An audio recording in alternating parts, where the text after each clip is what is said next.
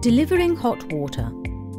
Make sure the hot water spout is attached correctly.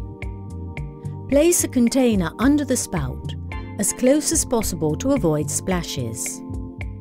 Press the hot water button.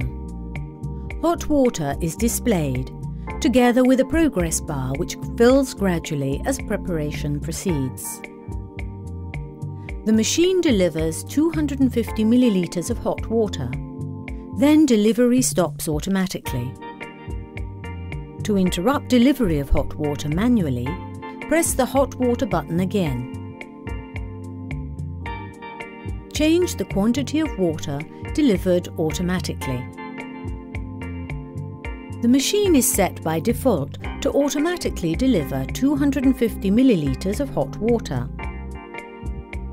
To modify these quantities, proceed as follows. Position a container under the spout. Press the hot water button again until Hot Water Program Quantity is displayed. Then release the hot water button.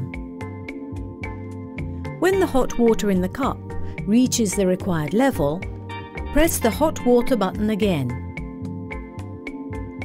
The machine is now reprogrammed with the new quantity.